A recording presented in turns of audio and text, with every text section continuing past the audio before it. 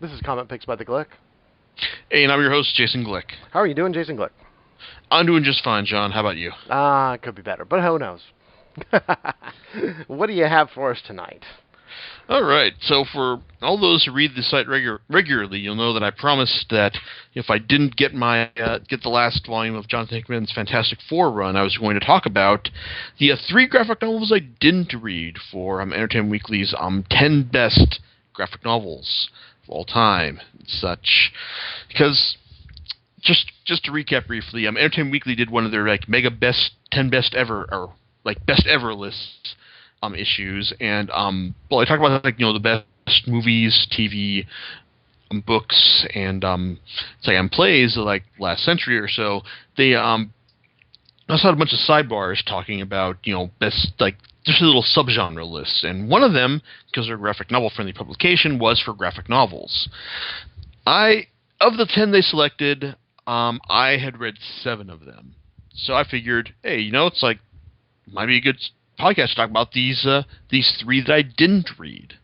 So hey, I might even learn something, considering how escapist focused I am for a lot of stuff I talk about and write about on this site. Okay, so I guess just diving in from the beginning, for these in the order that I read these. First of these is Stitches, a memoir by David Small. Small is an author of children's books, and apparently this is his first major adult-oriented graphic novel. There's also a nice big, nice shiny National Book Award finalist sticker on the cover, as well as 3 pages of pull quotes from everyone from Entertainment Weekly to NPR, Chicago Tribune, to Stan Lee and Scott McCloud. So, and you look at this, and there's even hey, apparently New York Times #1 bestseller. So this comes, ready with acclaim and accessibility behind it. This is something clearly important, something that was popular. That I can see, and I can see why they picked it, in the sense that Small is a terrific cartoonist, as he demonstrates in this in the graphic novel. He's got a, I think it's his style here is pretty sketchy, kind of rough, but it's also it also conveys a great amount of drama and character impact. And he's also got there's some really compelling sequences in here, particularly the parts when he's 6 years old and you show him just wandering through a hospital, just raising havoc with the wheelchairs, going up and down the elevators, sliding around with his on the waxed floors with his socks, and then coming face to face with this this fetus, then just how that helps populate his nightmares for years. And other sequences such as when he goes around, runs around outside, gets chased by bullies, then gets the impression that after his surgery, was it after his surgery? Yeah. Let's see, after his surgery, where he visualizes his struggles as being bat. It's like this bat almost out of Looney Tunes, who's trying to get out of the rain, but by raising an umbrella, but then the umbrella is completely sheared off. It's so there's sequences like that that are kind of that are pretty impressive, but at the same time, I think he tried to cover too much ground in too short a time. Because even though the graphic novel is about 320 pages, he basically tries to cover almost his entire life here, from age 6 almost to his not all of his life, but from just his formative years around age 6 or so, all the way to his late 20s, and but there's a lot of stuff that feels very familiar here if you're familiar with tortured artist type graphic novels. You found his mother. His mother had her own issues. She didn't love him. His dad was kind of there, but he wasn't. He was a radiologist and subjected him to lots of examinations over the years in order to figure out what was wrong with him as a kid. It's like and his brother, who just gets the impression he's kind of a dick more often than not. And the big thing is that he apparently went in for surgery as a teenager that was apparently supposed to it's just a cyst in your neck. We're gonna take that out real quick. And wound up costing him his half of his vocal cords and just robbing him of his ability to speak during for a good long time. Now that should have been the centerpiece right there, but part of the problem is that when I was ordered this on Amazon, the solicitation gave away the surprise twist that he springs upon us at the towards the end, which what this cyst actually was, and his dad's role in giving it to him. It's robbed of a bit of drama there, but at the same time, the whole reveal is his dad's big revelation is thrust upon us, then promptly dropped later on.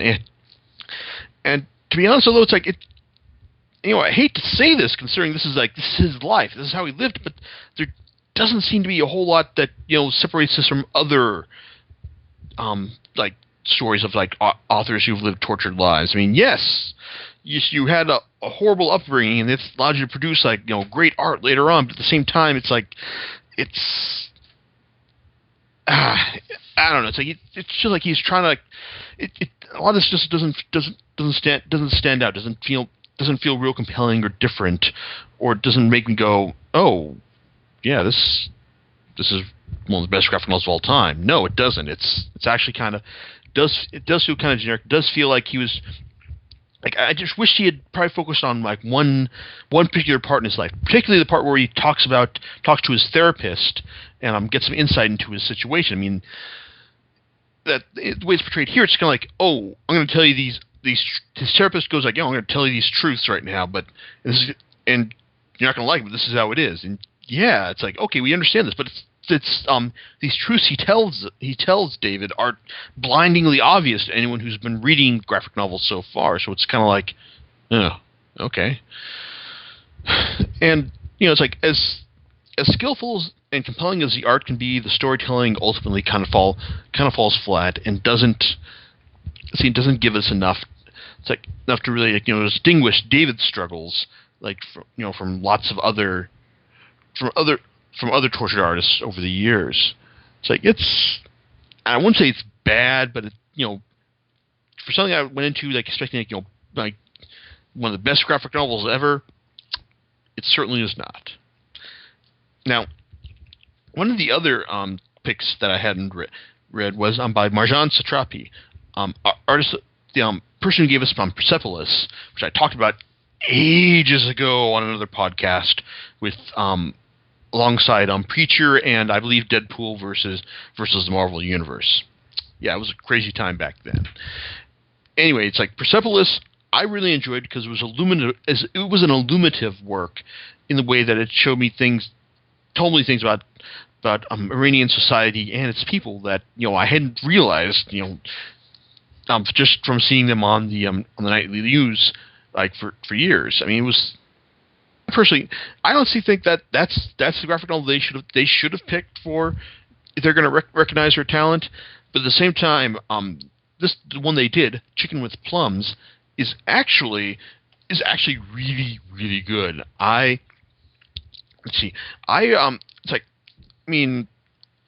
something I was expecting expecting this to be bad, but I was surprised at how much I enjoyed this. I mean, it's just a story of her great uncle Nasir Ali Khan, a musician who, after he finds out his beloved instrument is damaged, and when his beloved tar is damaged beyond repair, he tries to replace it. Then he finds out he can't. So then he makes a decision to I'm going to just die. I'm going to stop eating, stop interacting, just be done with life, because there's no more, there is no more joy to be held. And over the 8 days that he decides to give up life, we get his whole life story, from his interactions with his daughter, to his history with his wife, and how he met her, his son, and in their futures as well. These little vignettes we get are very illuminating, in the sense we find out just what, how he influenced these people's lives, and just how their lives played out after interacting with him. It's a compelling story because these stories are they're very well told, and they're also going to lead you on wondering what's going to happen when he gets to the very end. What's going to how's it all going to turn out? And even though this is fairly dark subject matter, in the sense that basically dealing with a man's extended suicide by some of the most determined and unpleasant means possible, there's still a lot of warmth and humor told throughout as well. And it's not till the very end that we realize that we finally find out the real reason he's doing all this, and it's a great oh wow, it's a transformative aha moment where all of this is put perfectly into context, and like I said, the book was the book was good beforehand, but then the final part where you find out just why the real reason why he's doing this, it's wow, that lists it from good to great. I wasn't expecting to like this as much as I did, but Chicken with Plums, like I said, of all the things I'm going to talk about right here, well, maybe not all of them, but of the three great graphic novels from Entertainment Weekly that I didn't read, this is easily the one you should buy. It's a thin work. It doesn't. Let's see, it's $12.95, and yeah, if you look at that, you may think it's a bit slim, but Satrapi's style is very dense, very expressive. You're not going to just blaze through this all at once. Well, maybe you will if you're like me, but it's still a great, compelling read. If nothing else, I'm glad their list managed to get me to read this. So I'm Chicken with Plums. Something to add to the library right there. Now, the last one on the list that I didn't check out was one called Mendel's Daughter. It's a memoir by Martin Lemelman, and this is essentially Lemelman taking his mother's video testimony of her time during her survival story during the Holocaust, and doing it into basically an illustrated memoir. Now, I want to say that after reading this, I would generally object to its placement on this list, mainly because the style in which it's rendered barely qualifies as a graphic novel. This is it's not really a sequential narrative. It's more than anything else. It's basically just illustrated text. Now, closest analog I can give is almost to the Marvel's Dark Tower adaptations, but even then, it's they still, the pictures, Jay Lee's art still told a story, a connective story through the text, and Peter David's script still linked everything together. With this, it's really just he's talking about it's her story, it's her testimony, originally given through video, and he's just illustrating it to give it context and to illuminate it for those of us who aren't there to hear her talk. And so on one hand, it's yes, I felt that it was kind of that, yeah, it's as far as calling this a graphic novel is almost kind of a cheat, since it's not really since it barely qualifies as sequential art.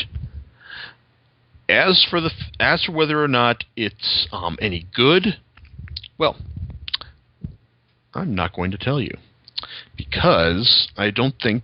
Well, and if you want to think that I am dodging this because I don't want to say anything bad about the person's Holocaust memoir, then you're free to speculate about that.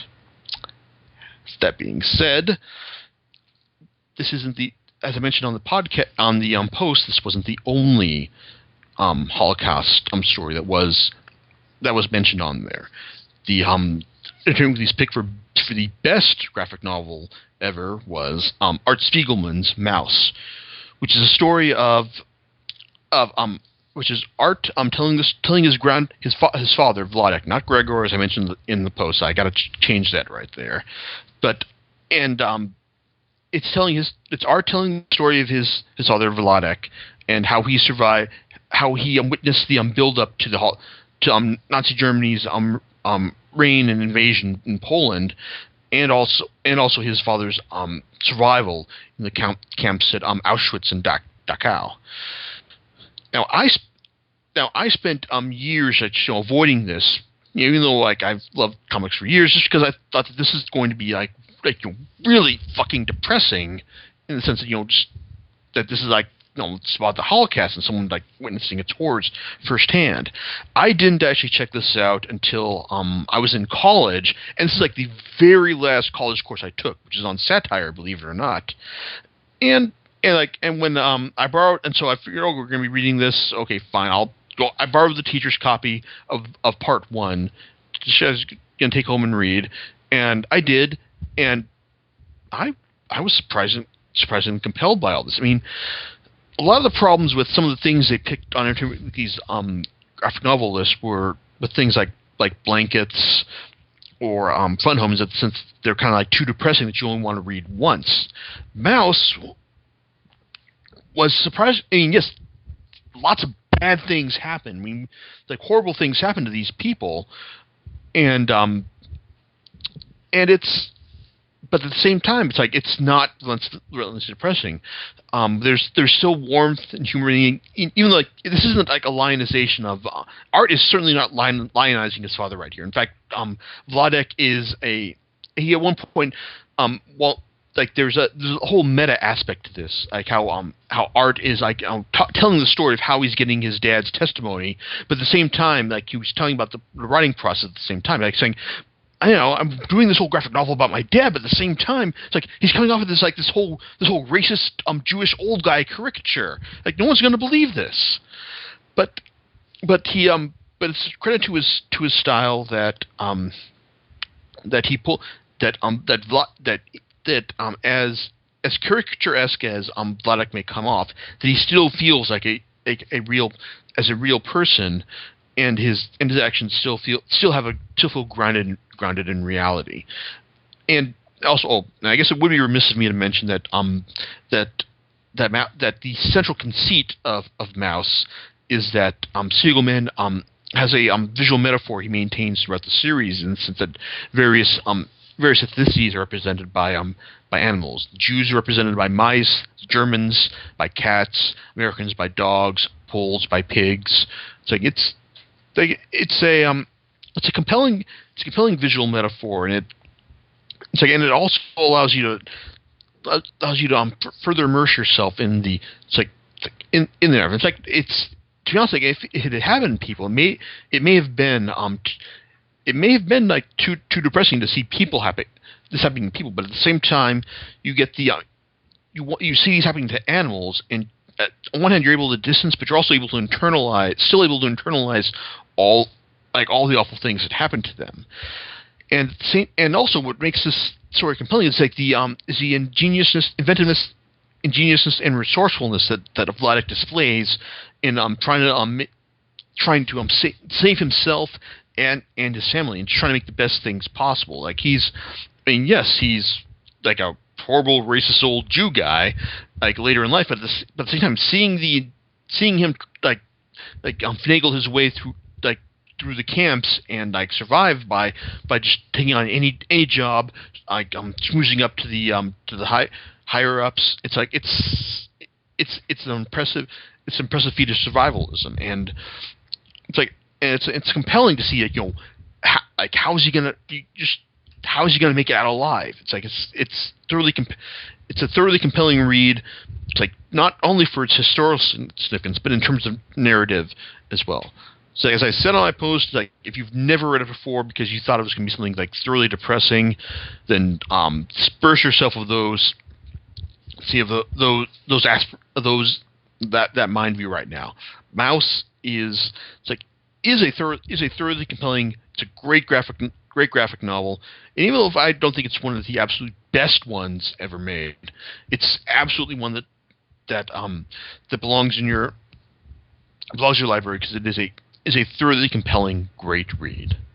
So brings us to the end of my thoughts on Entertainment Weekly's graphic, at least the ones I didn't read on their list. So they seem to be concerned more with I don't know, just like the stuff that a lot of people have heard of, and just like being arty for art's sake, and that's no way to go about things. But if nothing else, like there's still some good stuff on there that Entertainment Weekly deserves props for bringing other people's attention. If they did, continue to say that hey, Watchmen is still one of the greatest graphic novels of all time, which it's not. It's a Citizen Kane of graphic fiction, which has got a great narrative, despite the fact of all of its innovations have since been absorbed by everyone else. So there you go. John, any thoughts on my concerned rambling so far? Nope, none so far, sir. Okay, well, we're going to step back from the artiness for next time, because I'll be back from Comic-Con, and my copy of final volume of Jonathan Hickman's run on Fantastic Four will have arrived, and so we'll be back to normal escapist service next time you hear me talk. Well, there you have it, ladies and gentlemen, for your bi-weekly. We do this every other week. Dose of pop culture. No. Yes, and so you do know what you're going to be talking about next time. That's for sure. That's right. Alrighty. Well, we'll see you next time on Comic Picks by the Glick. All right. Laters. Bye.